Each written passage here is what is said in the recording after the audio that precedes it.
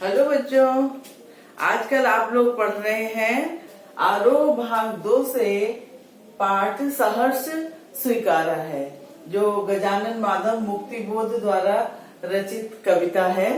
और इसमें तुम्हें पता है कि कवि ने सब कुछ खट्टे मीठे अनुभव, कठिनाइयां, मुश्किलें और सुख दुख, हानि लाभ, सब कुछ जो है सहर्ष हर्ष सहित स्वीकार किया है, क्योंकि वो उसके प्रिय को प्यारा है।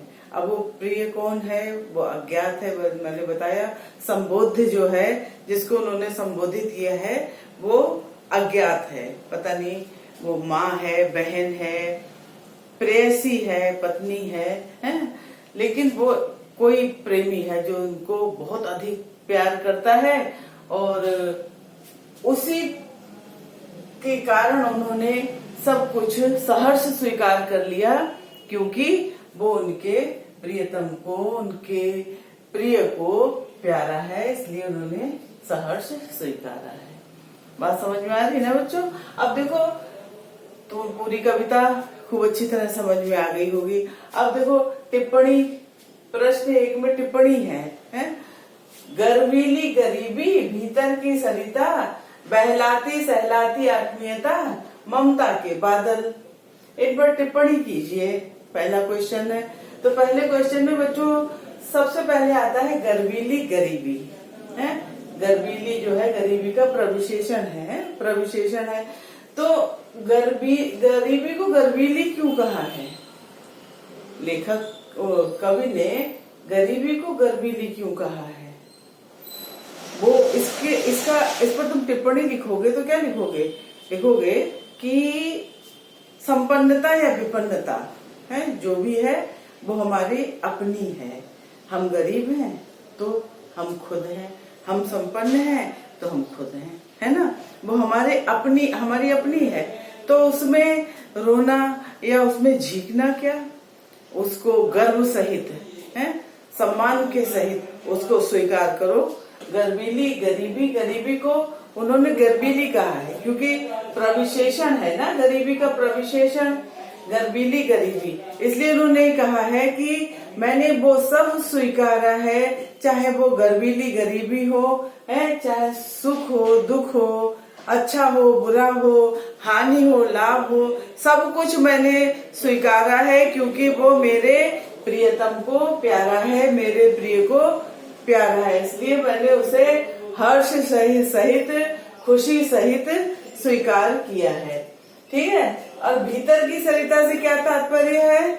भीतर की सरिता से तात्पर्य है हमारे अंदर उठने वाले भावों का विस्तार, उनका भावाद्रेक है, उसको बताया है भीतर की सरिता, जो मनुष्य के अंदर उठते हैं, जो उसके मनोभाव, उद्गार, जो कुछ उसके अंदर बहते हैं, जैसे नदी बहती है ना, तो वैसे ही हमारे अंदर जो भावोद्गार होते हैं वो बराबर बहते रहते हैं और बनते रहते हैं, इसलिए उन्होंने उसे भीतर की सरिता कहा है। किसे? भावोद्गारों को, हमारे अंदर के भावों को। ठीक है।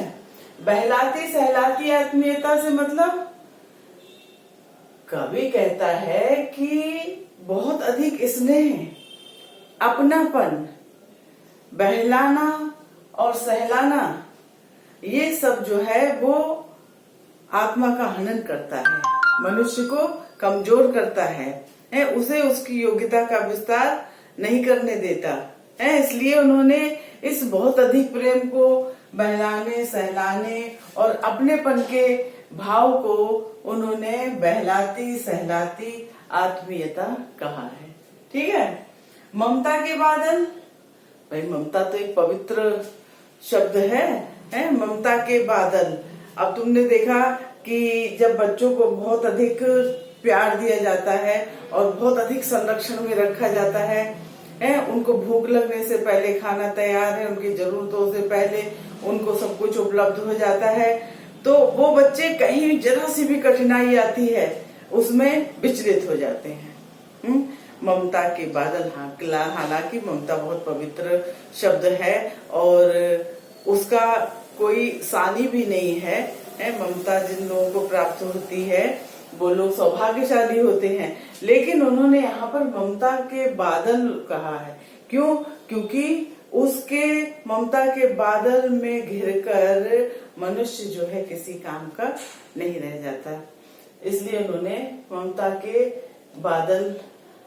के बादल कहा है ना, उससे आच्छादित हो गया है वो अपना योग्यता विस्तार उस वजह से नहीं कर पा रहा। ठीक है। अन्य टिप्पणी योग्य पद प्रयोग में से किसी एक का उल्लेख कर उस पर टिप्पणी कीजिए। दूसरा प्रश्न है कि अन्य बहुत से उन्होंने टिप्पणी योग्य पद प्रयोग किए हैं, है ना, तो कोई ऐसा एक उल्लेख कीजिए। तुम कोई दूसरा भी कर सकते हो। मैंने लिया है पाताली अंधेरे की गुहाओं में, विवरों में, धुएं के बादलों में बिल्कुल मैं लापता। मैंने लिया है पाताली अंधेरे की गुहाओं में, विवरों में, धुएं के बादलों में बिल्कुल मैं लापता। भाई कवि जो है वो उस प्रेम बंधन से, उस प्रेम पाश से दूर हो जाना चाहता है, और वो इतने पाताल लोग, तुम्हें पहले ही पता है कि कितना अधिक अंधेरा होता होगा, नीचे होता है धरती के, उसके भी अंधेरे की गुहाएं मतलब गुफाएं, और गुफाओं में भी विवर मतलब उसमें भी और अंदर छेद, और उसमें से भी उठते धुएं के बादलों में वो बिल्कुल लापता हो जाना चाहता है। मतलब इतना अधिक वो प्रेम पाश से परेशान हो गया है, प्रेम बंधन से वो इतना अधिक परेशान हो गया है कि वो उससे मुक्ति चाहता है, वो उससे दूर होना चाहता है। उसको ऐसा लगता है कि मैं अपना पूरा योग्यता विस्तार, अपना जो क्षमता है वो पूरी प्रयोग नहीं कर पा रहा हूँ। किस कारण से? प्रेम के कारण, है, ममता के कारण, बहलाती सहलाती आत्मीयता के कारण, है। इसलिए वो पाताल के अंधेरे की गुहाओं के विवरों में से भी उठते हुए धुएं के बादलों में बिल्कुल गुम हो जाना चाहता है। बात समझ में आ रही है? अब आगे देखो। जाने क्या रिश्ता है, जाने क्या नाता है, जितना भी उड़ेलता हूँ भर भर फिर आता है, दिल में क्या झरना है, मीठे पानी का सोता है, भीतर वो ऊपर तुम मुस्काता, चांद ज्यों धरती पर रात भर, मुझ पर त्यों तुम्हारा ही खिलता वो चेहरा है, फिर भी अंधकार अमावस्या में नहाने की बात क्यों करता है। भाई जाने क्या रिश्ता है, जाने क्या नाता है, जितना भी उड़ेलता हूँ भर भर फिर आता है।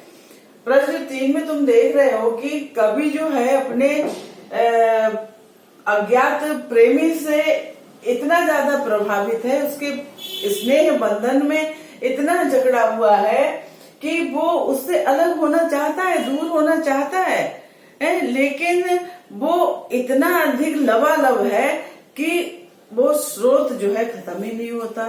जैसे कि झरना जो है बराबर बहता रहता है, वैसे ही लेखक वो कभी कहना चाह रहा है कि पता नहीं क्या रिश्ता है, क्या नाता है, मैं जितना भी उड़ेलता हूँ, जितना मैं दूर होना चाहता हूँ प्रेम से, उसको निकाल के बाहर कर देना चाहता हूँ, वियोग में रहना चाहता हूँ, उतना ही प्रेम फिर भर जाता है, उतना ही मैं स्नेह बंधन में फिर घिर जाता हूँ। दिल में क्या झरना है, मीठे पानी का सोता है, वो खुद ही कह रहे हैं। दिल में क्या कोई ऐसा झरना है?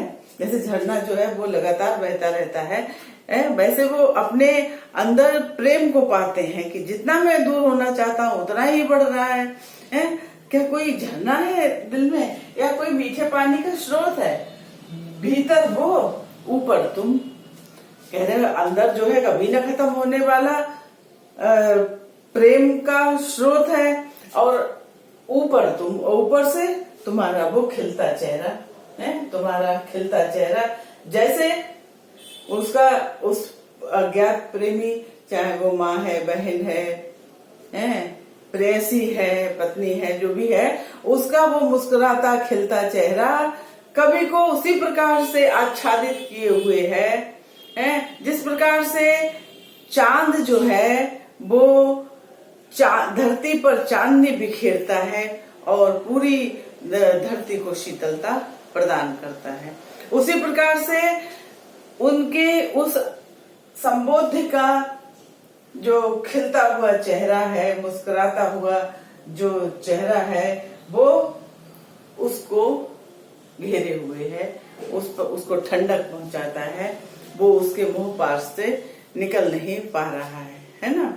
तो फिर भी वो अंधकार अमावस्या में नहाने की बात क्यों करते हैं? फिर वही बात आ गई बच्चों कि इतना सब होते हुए भी वो उससे दूर हो जाना चाहते हैं, वो खुद को दंडित करना चाहते हैं, क्योंकि ये पुरस्कार मतलब ये दंड नहीं है। दूर होना, उस प्रेम पाश से दूर होना वास्तव में दंड नहीं है, बल्कि उनके लिए पुरस्कार है और एक मानव मूल्य साबित होता है, क्योंकि उससे वो अपनी क्षमता का भरपूर प्रयोग कर पाएंगे, अपनी योग्यता का विस्तार कर पाएंगे।